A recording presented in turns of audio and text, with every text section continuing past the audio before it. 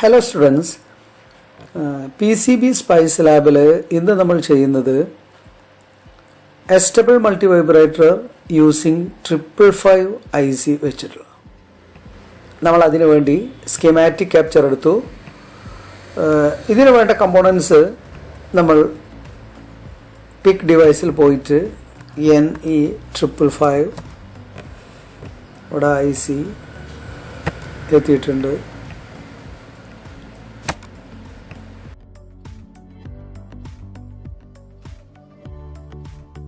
നമ്മൾ IC place ചെയ്തു. ഇനി നമുക്ക് റെസിസ്റ്റർ വേണം.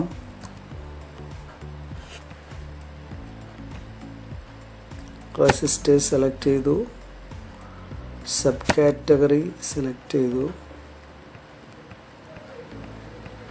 നമുക്കൊരു 100K റെസിസ്റ്റർ ഇപ്പോൾ തൽക്കാലം സെലക്ട് ചെയ്യുക. പിന്നെ നമുക്ക് വാല്യൂ വേണമെങ്കിൽ മാറ്റാൻ പറ്റും. നമുക്കറിയാം 2 റെസിസ്റ്റർ നമുക്ക് ഇതിന് വേണ്ടി വേണം.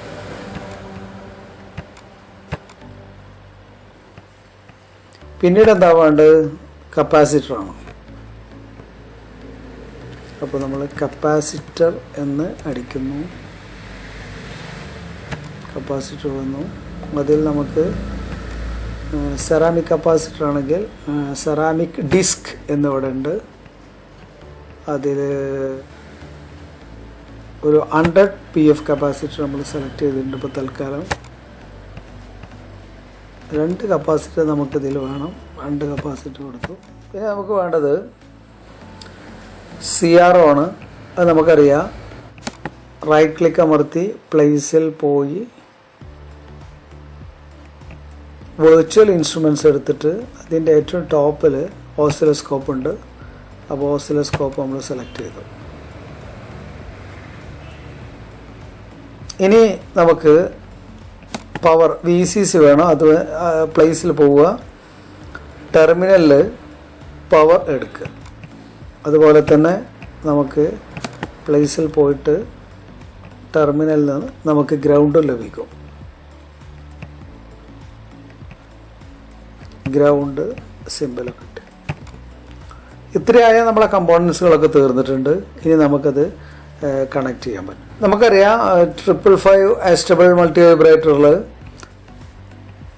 8ാമത്തെ പിന്ന് നമുക്ക് CC ആണ്. അപ്പോൾ നമ്മൾ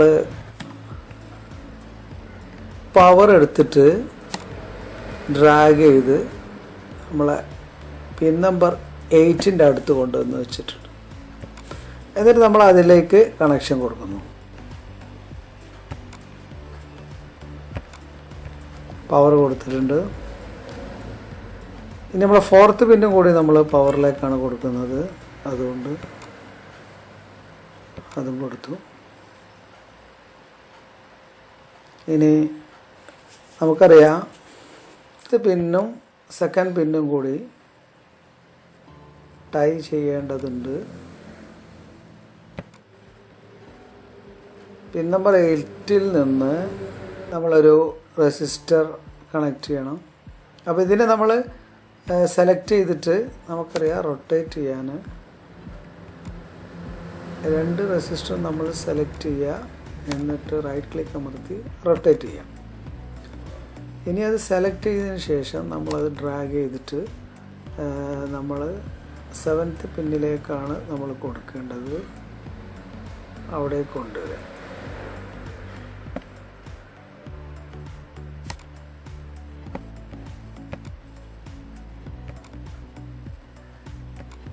അതിലേക്ക് കൊടുത്തിട്ടുണ്ട്. 7th പിന്നിലേക്കാണ് വേണ്ടത്.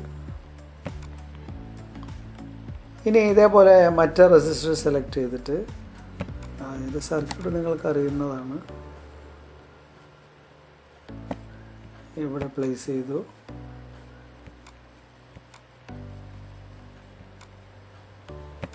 ഇങ്ങനെ കണക്ഷൻ. ഇനി നമുക്ക് വേണ്ടത് ഇതിപ്പോൾ RC time constant RA+RB × C ആണ്. അത് നമ്മൾ ആ കപ്പാസിറ്റർ സെലക്ട് ചെയ്യുന്നു. റൈറ്റ് ക്ലിക്ക് അമർത്തി 2 കപ്പാസിറ്റർ നമ്മൾ റൊട്ടേറ്റ് ചെയ്ത് വെക്കുക. അതിലൊന്ന് സെലക്ട് ചെയ്തിട്ട് നമ്മൾ ഡ്രാഗ് ചെയ്തിട്ട് അതിൻ്റെ കണക്ഷൻ കൊടുക്കുക. ഈ ഒന്നാമത്തെ പിന്നും ഈ കപ്പാസിറ്റർ പിന്നും പോയിൻ്റ് കൂടി നമ്മൾ ഗ്രൗണ്ട് ചെയ്യേണ്ടതാണ്. അപ്പോൾ ഗ്രൗണ്ട് പിന്നെ സെലക്ട് ചെയ്തിട്ട് നമ്മൾ എന്ത് ചെയ്യുക, താഴെ കണക്ഷൻ കൊടുത്തിട്ട്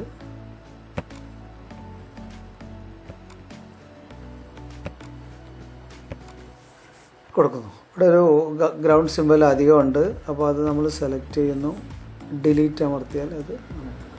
ഇനി നമ്മൾ ഫിഫ്ത്തിൽ നിന്നൊരു കപ്പാസിറ്റർ കൊടുക്കേണ്ടതുണ്ട്.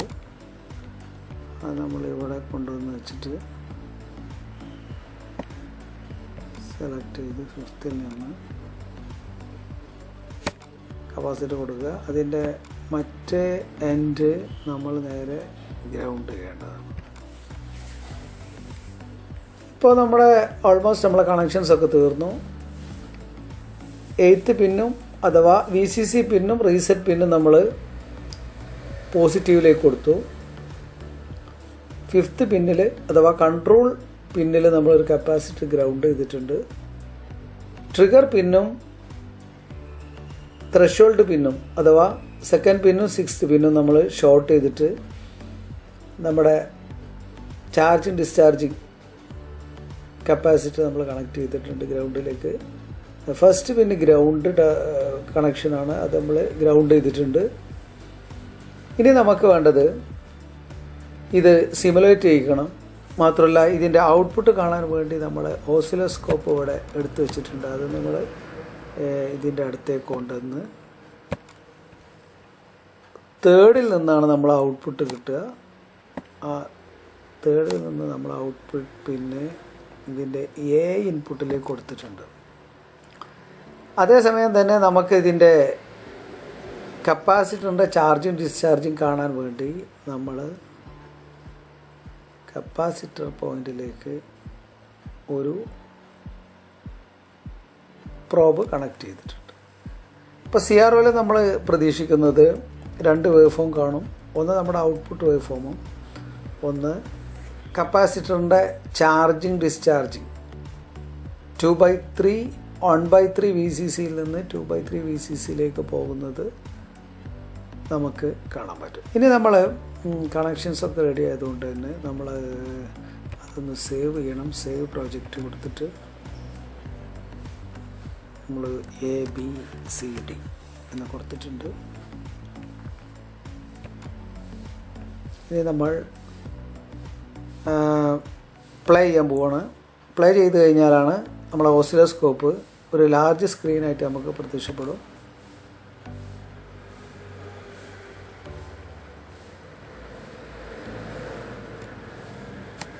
അപ്പോൾ CRO അവിടെ ഓപ്പൺ ആയിട്ടുണ്ട്. നോക്ക്, ഇപ്പം നമുക്ക് നോക്കിക്കഴിഞ്ഞാൽ 2-3-4 ലൈനുകൾ മാത്രമേ കാണുന്നുള്ളൂ. ഇത് നമ്മുടെ ഔട്ട്പുട്ട് വേവ് ഫോം തന്നെയാണ്. നമുക്ക് ഇത് 2 ഇൻപുട്ടിൽ നമ്മൾ കൊടുത്തിട്ടുള്ളൂ. അതുകൊണ്ട് തന്നെ ഈ താഴെ കാണുന്ന പിങ്കും ഗ്രീനും ഇൻപുട്ടുകൾ നമ്മൾ ഡിസേബിൾ ആക്കാൻ പോവുകയാണ്.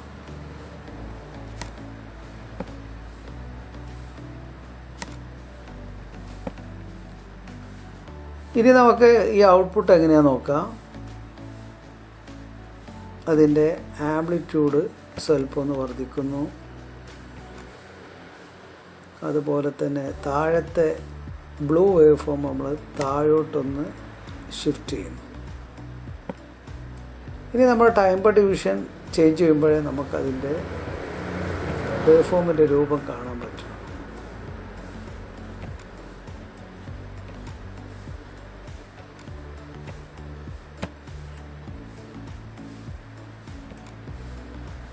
കണ്ടോ, നമ്മുടെ അസ്റ്റബിളുടെ അതേപോലെ നമ്മുടെ ബ്ലൂയുടെ നമ്മൾ ചാർജിങ് ഡിസ്ചാർജിങ് വേവ് ഫോം നമുക്ക് ഇവിടെ കാണാൻ പറ്റും.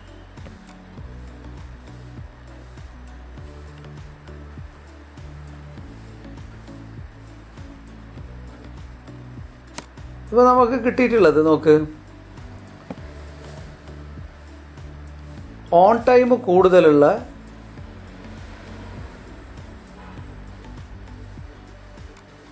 പൾസസ് ആണ് നമുക്ക് കിട്ടിയിട്ടുള്ളത്, അഥവാ സ്ക്വയർ വേവ് ആണ് കിട്ടിയിട്ടുള്ളത്. ഇതിൻ്റെ ഓൺ ടൈം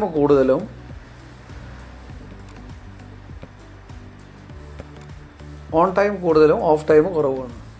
ഇതിൻ്റെ കാരണം നമുക്കറിയാം, ഇതിൻ്റെ ടൈം കോൺസ്റ്റൻറ്റ് കാൽക്കുലേറ്റ് ചെയ്യുന്നത് RA+RB × C എന്നാണ്. ഇതിൻ്റെ ചാർജിങ് ടൈം ഈ VCCയിൽ നിന്ന് R1 റെസിസ്റ്ററിലൂടെ R2 റെസിസ്റ്ററിലൂടെ വന്ന് ഈ കപ്പാസിറ്റർ ചാർജ് ചെയ്യണം. അതേസമയം ഇതിൻ്റെ ഓഫ് ടൈം എന്ന് പറഞ്ഞാൽ ഡിസ്ചാർജിങ് ടൈം. ഇതിൻ്റെ charging path VCC R1 R2 C2 ആണ്. അപ്പോൾ 100 + 100 200K റെസിസ്റ്റർ ഇവിടെ റെസിസ്റ്ററിൻ്റെ വാല്യൂ വരുന്നുണ്ട് × C. അതേസമയം ഇതിൻ്റെ ഓഫ് ടൈം എന്ന് പറഞ്ഞാൽ ഇതിൻ്റെ ഡിസ്ചാർജിങ് പാത്താണ്. അത് നിങ്ങൾക്കറിയാം RB × C ആണ്. അതായത് 7th പിന്നാണ് ഡിസ്ചാർജിങ് പിന്ന്. അപ്പോൾ ഡിസ്ചാർജിങ് ടൈമിൽ വെറും 100K മാത്രമേ നമ്മുടെ സർക്യൂട്ടിൽ വരുന്നുള്ളൂ. സാധാരണ ഇത് ഒഴിവാക്കാൻ വേണ്ടി നമ്മൾ ഈ 100K റെസിസ്റ്ററിന് പാരലായിട്ട് ഒരു ഡയോഡ് കൊടുത്താൽ ഈ പ്രശ്നം നമുക്ക് തീർന്ന് നമുക്ക് ഓണും ഓഫും അഥവാ ഡ്യൂട്ടി സൈക്കിൾ ഈക്വൽ ആയിട്ടുള്ളത് കിട്ടും. അപ്പോൾ വളരെ ചെറിയ വ്യത്യാസത്തോടു കൂടി നമുക്ക് ഉണ്ടാക്കണമെങ്കിൽ എന്ത് ചെയ്താൽ മതി, ഈ 100K നമ്മൾ സിമുലേഷൻ ഓഫാക്കിയിട്ട് ഈ 100Kൻ്റെ വാല്യൂ നമുക്ക് എന്ത് ചെയ്യാം, കുറച്ച് കുറക്കാം. ഒരു 10K കൊടുത്തു വിചാരിക്കാം. ഒരു 10K കൊടുത്തു കഴിഞ്ഞാൽ എന്താ സംഭവിക്കുക നോക്ക്.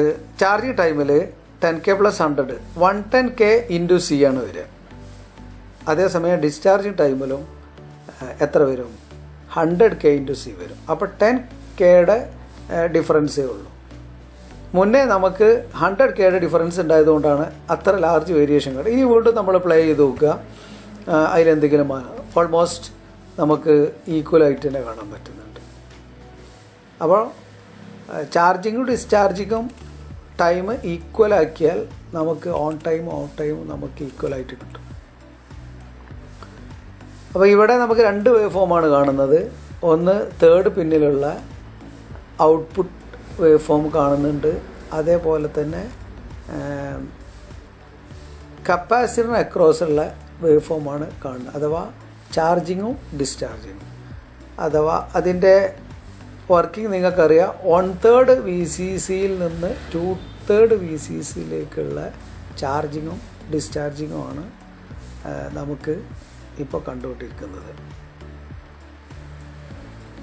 ഈ വേവ് ഫോം പ്രിൻ്റ് എടുക്കാൻ സ്ക്രീനിൽ റൈറ്റ് ക്ലിക്ക് അമർത്തിയിട്ട് നമ്മൾ പ്രിൻ്റ് ഓപ്ഷൻ കൊടുത്താൽ പിന്നെ നമുക്ക് എന്ത് കിട്ടും, പ്രിൻ്റ് ഓപ്ഷൻ കിട്ടും. അപ്പോൾ ഇത് പ്രിൻ്റ് ചെയ്തിട്ട് ഈ ഔട്ട്പുട്ട് വേവ് ഫോം നമുക്ക് നമ്മുടെ ഫെയർ റെക്കോർഡിൽ പിന്നെ ഒട്ടിക്കേണ്ടതുണ്ട്. ഇതിൽ നമുക്ക് ഇങ്ങനെ തന്നെ ഇതേ വാല്യൂ വെച്ചുകൊണ്ട് തന്നെ നമുക്കിനി ഒന്നുകൂടി ഒരു വാല്യൂ ഒന്ന് ചേഞ്ച് ടൈം കോൺസ്റ്റൻറ്റ് മാറ്റിയാൽ എന്താണ് വേവ് ഫോമിൽ വരിക നോക്കുക. അപ്പോൾ ഞാനിവിടെ ജസ്റ്റ് സിമുലേഷൻ ഓഫാക്കി ഒന്നുകൂടി ഞാൻ ഓണാക്കിയിട്ട് അതിൻ്റെ വേവ് ഫോമിൻ്റെ ഇപ്പോൾ സ്ക്രീനിൽ കാണുന്ന വേവ് ഫോം കാണുക. ഇനി നമ്മൾ അതിൻ്റെ കൺട്രോളുകളൊന്നും വേരി ചെയ്യുന്നില്ല. ഇനി നമ്മൾ ഓഫാക്കുന്നു. ഇനി ഞാൻ നേരെ ഈ കപ്പാസിറ്ററിൻ്റെ വാല്യൂ മാറ്റാൻ പോവുകയാണ്. കപ്പാസിറ്ററിൻ്റെ വാല്യൂ നമ്മൾ എന്ത് ചെയ്തു, ഇപ്പോൾ 100 PF ആണുള്ളത്. അത് നമ്മൾ 10 PF കൊടുക്കാൻ പോവുകയാണ്. ഇപ്പോൾ 10 PF കൊടുത്തിട്ട് ഓക്കെ കൊടുത്തു, നമ്മൾ പ്ലേ ചെയ്തു. നമുക്ക് കാണാം സ്ക്രീനിൽ ഇപ്പോൾ നമുക്ക് ഹൈ ഫ്രീക്വൻസിയാണ് കിട്ടിക്കൊണ്ടിരിക്കുന്നത്. അപ്പോൾ ആറിൻ്റെയോ സിയുടെയോ വാല്യൂ നമ്മൾ കുറച്ച് കഴിഞ്ഞാൽ നമ്മുടെ എസ്റ്റബിൾ മൾട്ടി വൈബ്രേറ്ററിൻ്റെ ഫ്രീക്വൻസി കൂടും. അതേപോലെ തന്നെ നമുക്ക് വാല്യൂ കൂട്ടിക്കഴിഞ്ഞാൽ എന്ത് ചെയ്യും, ഫ്രീക്വൻസി ഇങ്ങനെ കുറഞ്ഞു വരും. ഇനി നമുക്ക് ഔട്ട്പുട്ടിൽ നമുക്കൊരു LED കൊടുക്കണമെന്ന് വിചാരിക്കുക. അപ്പോൾ നമ്മൾ വീണ്ടും സിമുലേഷൻ ഓഫാക്കി നമ്മൾ പിക്ക് കമ്പോണൻസ് പോയിട്ട് ഒരു ആക്റ്റീവ് LED അടിച്ചു. Active LED. അപ്പോൾ നമുക്കിവിടെ ആക്റ്റീവ് അനിമേറ്റഡ് LED മോഡലുണ്ട്. നമ്മളത് സെലക്ട് ചെയ്ത് നമ്മളിവിടെ കൊണ്ടുവന്ന് വെച്ചിട്ടുണ്ട്. ഇവിടെ വെച്ചു. എന്നിട്ട് നമ്മൾ തേർഡ് പിന്നിൽ നിന്ന് ഓൾറെഡി CROയിലേക്ക് പോകുന്നുണ്ട്. അതേ പോയിന്റിൽ നിന്ന് നമ്മളൊരു കണക്ഷൻ എടുത്തിട്ട് LED പോയിന്റിൽ കൊടുത്തു. LED കാഥോഡ് നമ്മളെവിടെ കൊടുത്തു? ഗ്രൗണ്ടിലേക്ക് കൊടുത്തു. ഇനി നമ്മൾ പ്ലേ ചെയ്യിച്ചാൽ നമ്മൾ മനസ്സിലാക്കുന്നത് എന്താ? LED ഇങ്ങനെ ബ്ലിങ്ക് ചെയ്തുകൊണ്ടിരിക്കണം എന്നാണ്. അപ്പോൾ എന്താ സംഭവിക്കുക നമുക്ക് നോക്കാം. നമ്മൾ പ്ലേ ചെയ്യിച്ചു. ഇവിടെ നമുക്ക് ഔട്ട്പുട്ടിൽ സ്ക്രീനിൽ നമുക്ക് സ്ക്വയർ വേവ് കാണുന്നുണ്ട്. പക്ഷേ നമുക്ക് എന്ത് കിട്ടുന്നില്ല? LED ബ്ലിങ്ക് ചെയ്യുന്നില്ല. എന്താണ് അതിൻ്റെ കാരണം? ഇത് ഈ വാല്യൂ കപ്പാസിറ്റർ കൊടുത്താൽ ഹൈ ഫ്രീക്വൻസിയാണ് ഇപ്പോൾ ജനറേറ്റ് ചെയ്തുകൊണ്ടിരിക്കുന്നത് CROയിൽ. അപ്പോൾ ഹൈ ഫ്രീക്വൻസിയിൽ നമ്മൾ LED കണക്ട് ചെയ്ത് കഴിഞ്ഞാൽ അത് ഓൺ ഓഫ് ആവുന്നത് നമ്മുടെ കണ്ണുകൊണ്ട് നമുക്ക് കാണാൻ പറ്റുന്നില്ല. പേഴ്സിസ്റ്റൻസ് ഓഫ് വിഷൻ എന്ന് നിങ്ങൾക്കറിയാം. അതുകൊണ്ട് തന്നെ നമുക്കതിൻ്റെ ഫ്രീക്വൻസി വളരെ കുറയ്ക്കേണ്ടതുണ്ട്. അങ്ങനെ കുറച്ച് കഴിഞ്ഞാൽ നമുക്ക് LED ബ്ലിങ്ക് ചെയ്യുന്നത് നമുക്ക് കാണാൻ പറ്റുള്ളൂ. അപ്പോൾ എഗെയിൻ നമ്മൾ സിമുലേഷൻ ഓഫാക്കുന്നു. നമ്മൾ ഈ കപ്പാസിറ്ററിൻ്റെ വാല്യൂ നമ്മൾ ഒരു 10 PF ആണ് കൊടുത്തത്, പീക്കോ ഫാരഡാണ് കൊടുത്തത്. അത് നമ്മൾ നേരെ മൈക്രോ ഫാരഡിലേക്ക് മാറ്റുന്നു. മൈക്രോ ഫാരഡിലേക്ക് മാറ്റി ഓക്കെ കൊടുത്ത് നമ്മൾ വീണ്ടും പ്ലേ ചെയ്യുന്നു. ഇപ്പോൾ കണ്ടോ ബ്ലിങ്ക് ചെയ്യുന്നു. ഇപ്പോൾ ആക്ച്വലി എന്താ ഔട്ട്പുട്ട് സ്ക്രീനിൽ നോക്കിയാൽ നമുക്ക് കാണാൻ പറ്റും അതിൻ്റെ ഫ്രീക്വൻസി വളരെ കുറഞ്ഞ് ഏകദേശം 1 ഹെർട്സിലേക്ക് എത്തിയിട്ടുണ്ട്. അതുകൊണ്ടാണ് നമുക്ക് ആ ബ്ലിങ്കിങ് ശരിക്ക് കാണാൻ പറ്റുന്നത്.